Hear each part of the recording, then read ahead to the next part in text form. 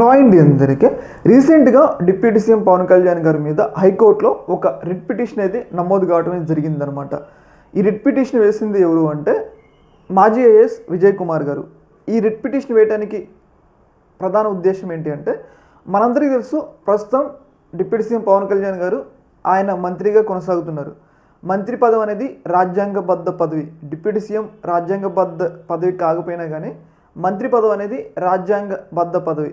ఎందుకు రాజ్యాంగబద్ధ పదవి అంటే, వాళ్ళు గవర్నర్ సమక్షంలో ఏదైతే ప్రమాణం తీసుకునేటప్పుడు కొన్ని కీలకమైన వ్యాఖ్యలు, ఈ పదవిని స్వార్థ ప్రయోజనాల కోసం వాడుకోను, నా స్వార్థ అంటే వ్యక్తిగత ప్రయోజనాల కోసం వాడుకోను, ప్రజల శ్రేయస్ కొరకమే వాడుకుంటా అని చెప్పేసి ప్రమాణం చేసి మరి ఆ పదవిని స్వీకరిస్తారు. అయితే డిప్యూటీ సీఎం గారు ప్రమాణ స్వీకారం చేసిన తర్వాత ఈ పదవిని తన స్వార్థ ప్రయోజనాల కోసం వాడుకుంటుండు. అంటే ఎవరైనా కానీ మంత్రి పదవి స్వీకరించేటప్పుడు లాభదాయక పదవులు అనేవి ఉండకూడదు. కాకపోతే డిప్యూటీ సీఎం పవన్ కళ్యాణ్ గారు సినిమా షూటింగ్లో పాల్గొనడంతో సహా ఆయన సినిమా రీసెంట్గా హరిహర వీరమల్లు సినిమా రిలీజ్ అయింది కదా.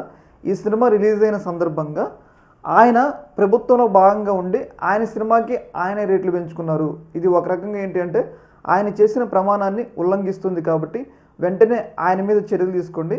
పైగా ఆయన సినిమాల్లో కూడా షూటింగ్లో కూడా పాల్గొనకూడదు. ఎందుకు అంటే, ప్రమాణం చేసేటప్పుడే అవన్నీ చెప్తారు లాభదాయకమైన పదవుల్లో ఉండకూడదు అని చెప్పేసి.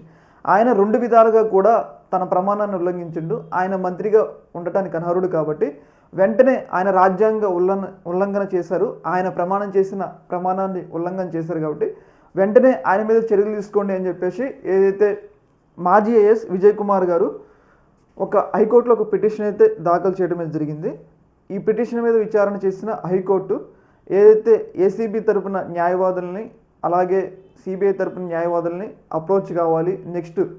నెక్స్ట్ విచారణ వారం వాయిదా వేసింది. విచారణ తర్వాత వాళ్ళు పవన్ కళ్యాణ్ తరపున వాళ్ళు వాదనలు వినిపిస్తారనమాట.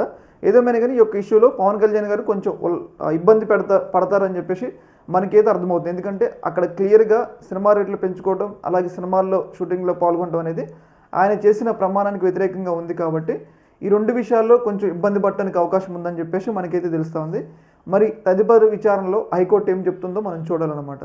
ఏదేమైనా కానీ పవన్ కళ్యాణ్ గారు చేసినవి 2 కూడా ఉల్లంఘన కిందకు వస్తాయని చెప్పేసి ఆయన ఆ రెండింటిని కూడా చాలా క్లియర్గా ముందస్తుగా అంచనా వేసి హైకోర్టులో చాలా తెలివిగా పిటిషన్ వేశారని చెప్పేసి మనమైతే అర్థం చేసుకోవచ్చు అనమాట. తదుపరి విచారణ ఒక వారం తర్వాత ఉంటుంది.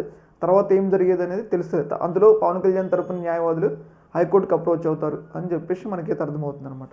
ఈ యొక్క అంశంలో మీ యొక్క అభిప్రాయాన్ని కింద కామెంట్లో తెలియజేయండి. ఓకే, మరి థ్యాంక్ యూ.